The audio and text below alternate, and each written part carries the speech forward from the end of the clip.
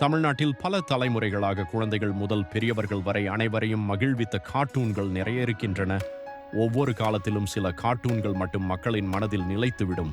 அப்படிப்பட்ட மறக்க முடியாத கார்ட்டூன்களை இப்போது பார்க்கலாம். ஹாகேமாறு என்றாலே குறும்பும் சிரிப்பும் நினைவுக்கு வரும்.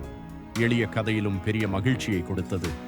பெர்மன் ஒரு சாதாரண சிறுவன் சூப்பர் ஹீரோவாக மாறும் சுவாரஸ்ய உலகத்தை காட்டியது. டின்டின் சாகசங்கள் மர்மங்களும் பயணங்களும் நிறைந்த அனுபவமாக இருந்தது.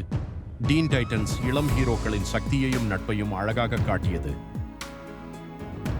ஸ்பாஞ்ச் பாப் தனது வித்தியாசமான கடல் உலகத்தால் ரசிகர்களை கவர்ந்தது. குங்ஃபு பாண்டா நகைச்சுவையுடன் தன்னம்பிக்கையின் மதிப்பை சொல்லிக் கொடுத்தது. ஹீ மேன் சக்தியும் வீரத்தும் என்றால் என்ன என்பதை உணர்த்தியது. ரிச்சி ரிச் ஒரு சிறுவனின் செல்வ வாழ்க்கையை வேடிக்கையாக காட்டியது. தி ஃப்ளின்ட்ஸ்டோன்ஸ் பழங்கால பின்னணியிலும் குடும்ப நகைச்சுவையை வெற்றிகரமாக கொண்டு வந்தது.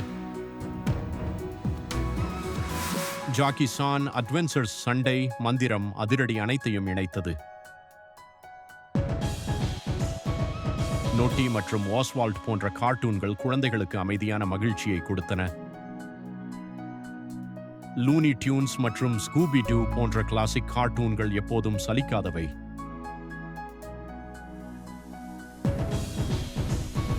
போகிமான் உலகம் வெற்றி, நட்பு, சவால் ஆகியவற்றை ரசிகர்களிடம் கொண்டு சென்றது. டிராகன் பால் ஜி தனது அதிரடியால் தனி ரசிகர் பட்டாளத்தை உருவாக்கியது. பவர் பஃப் கேரல்ஸ் சிறிய ஹீரோக்களும் பெரிய சாதனைகள் செய்ய முடியும் என்பதை காட்டியது. மோட்டு பட்லு மற்றும் வாக்கி ஆண்ட் தி காக்ரோச்சஸ் சிரிப்புக்கு தனி அடையாளமாக இருந்தன. மிஸ்டர் பீன் அனிமேஷன் பேசாமல் சிரிக்க வைக்கும் திறமையை நிரூபித்தது. சோட்டா பீம் இந்திய குழந்தைகளின் பிரபலமான ஹீரோவாக மாறினான். பென் 10 தனது ஏலியன் மாற்றங்களால் ரசிகர்களை ஆச்சரியப்படுத்தியது.